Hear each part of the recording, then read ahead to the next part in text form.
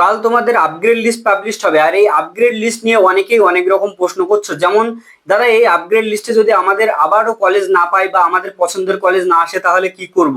আর যদি কলেজ এসে যায় তো আমাদের ফার্স্টে যাদের অ্যাডমিশন নিয়ে রেখেছিলাম তাদেরকে আবার ডবল ডবল পেমেন্ট করতে হবে নাকি?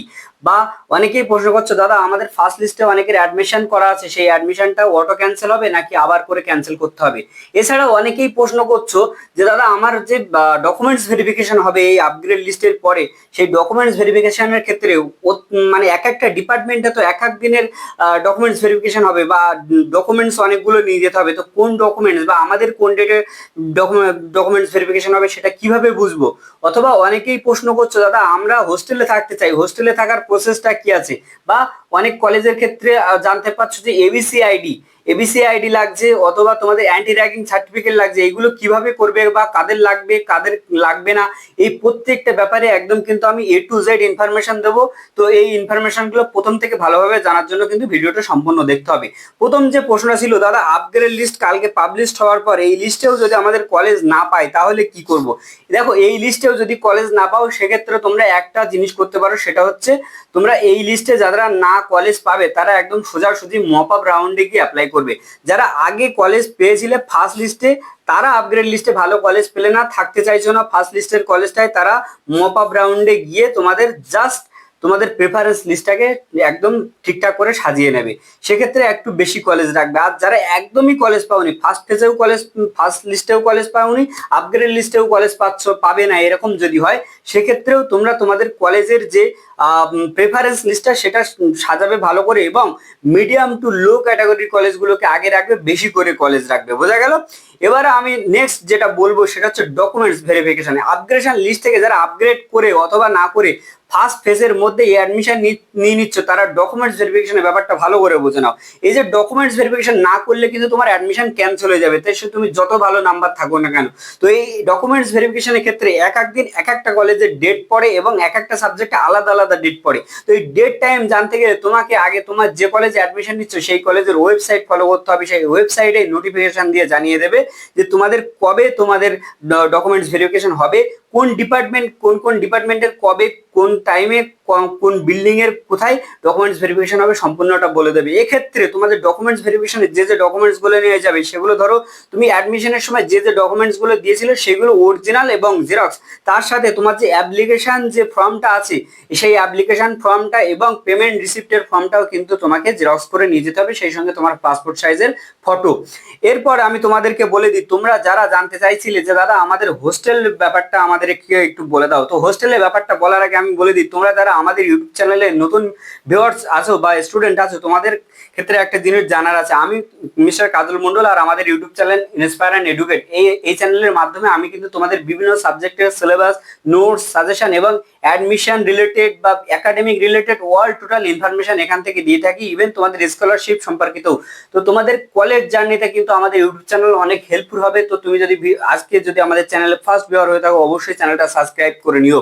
এবার আমি তোমাদেরকে বলে দিই যে তোমাদের যে কলেজ হোস্টেলের ব্যাপারটা, এই হোস্টেলের ব্যাপারটা দেখো, এই হোস্টেল কিন্তু প্রত্যেকটা কলেজে কিন্তু থাকে না, হোস্টেলটা নির্দিষ্ট কয়েকটা কলেজে থাকে। তো তোমরা যারা হোস্টেল দেখে বিভিন্ন কলেজে অ্যাডমিশন নিয়েছো বা নিচ্ছ, সেক্ষেত্রে একটা কথা তোমাদেরকে বলে দিই, সেই কলেজে গিয়ে ডকুমেন্টস ভেরিফিকেশনের পরে তোমাকে কিন্তু কলেজের সাথে কথা বলতে হবে, সেখান থেকে হোস্টেলের ফর্ম তুলতে হবে, ফিল আপ করতে হবে। সেই সঙ্গে ওখানে কিছু কিছু ডকুমেন্টস লাগে, যেমন তোমাকে কিন্তু তোমার ম্যারিট বা তোমার বাড়ি থেকে কলেজের ডিস্টেন্স কতটা এবং তোমার ফাইন্যান্সিয়াল কন্ডিশন কেমন কি আছে, এটা কিন্তু দেখবে। দেখার পরে তোমাকে ডকুমেন্টস হিসেবে ইনকাম সার্টিফিকেট, অ্যাড্রেস প্রুফ, তোমার যে অ্যাডমিট বা একাডেমিক যে সার্টিফিকেট গুলো, সমস্তটা তারা কিন্তু তোমার থেকে চেয়ে নেবে। নেওয়ার পর তারপরে তুমি যদি হোস্টেল পাও তারা কিন্তু জানিয়ে দেবে। এটা হচ্ছে হোস্টেলের ব্যাপারটা, আমি তোমাদেরকে বলে দিলাম। এটা সম্পূর্ণ কলেজে অ্যাডমিশনের পর, ডকুমেন্টস ভেরিফিকেশনের পর কলেজের সাথে যোগাযোগ করে নিতে পারবে। এরপরে আমি যেটা ভাইটাল ব্যাপার তোমাদের প্রথম থেকে আমি বলছিলাম যে এই এবিসি আইডি বা তোমাদের যেটা এই যে অ্যান্টি র্যাগিং সার্টিফিকেট, এই যে ব্যাপারটা বলা হচ্ছে, এই অ্যান্টি র্যাগিং সার্টিফিকেটটা ব্যাপারটা আমি আগে বলছি। দেখো, অ্যান্টি র্যাগিং সার্টিফিকেট সবার লাগবে না, প্রত্যেকটা কলেজে লাগছে না, শতকরা একটা দুটো সাবজেক্ট কলেজে লাগছে। তো সেক্ষেত্রে যাদের লাগছে তোমরা ইউটিউবে একাধিক চ্যানেলে ভিডিও দেখতে পাবে যে অ্যান্টি র্যাগিং সার্টিফিকেট কিভাবে করছে, বাড়িতে বসে ফোন দেখে করে নিতে পারবে অথবা সাইবার ক্যাফে থেকে করে নিতে পারবে। অ্যান্টি র্যাগিং একটা সার্টিফিকেট করে নিয়ে কলেজে জমা দিয়ে দিলেই হয়ে যায়। আর যদি অ্যান্টি র্যাগিং সার্টিফিকেট যাদের লাগছে না, অবশ্যই অবশ্যই এবিসি আইডি, এবিসি আইডি যেটা লাগবেই। তো এই এবিসি আইডিটা কি দেখো, এই যে এনইপি কারিকুলামের মধ্যে তোমরা সিসিএফ সিলেবাসের আন্ডারে অ্যাডমিশন নিচ্ছ, এই এনইপি কারিকুলামের মধ্যে এই অ্যাডমিশন এবিসি আইডি এটা হচ্ছে তোমার একাডেমিক ব্যাংক অফ ক্রেডিট, ঠিক আছে। এখানে তোমার স্টোর করা হয় যে তোমার যে মার্কসগুলো, তোমার ক্লাস 10-12 এর মার্কসগুলো ওখানে আপলোড করতে হবে, কলেজের প্রত্যেকটা সেমিস্টারের মার্কসগুলো ওখানে কিন্তু স্টোর হবে। তারপর এই যে এনইপি মডিউল, এই যে এনইপি সিস্টেমের মধ্যে তোমরা অ্যাডমিশন নিচ্ছ, এই সিস্টেমের মধ্যে বলা আছে যে তুমি first year second year complete করার পর তুমি কিন্তু এখান থেকে লেফট নিতে পারবে। তো এখনো অনেক ইউনিভার্সিটিতে এই সিস্টেমটা চালু হয়নি, তবে এই সিস্টেমটা মানে কিছুদিন পর বা কিছু বছর পর হয়তো চালু হতে পারে।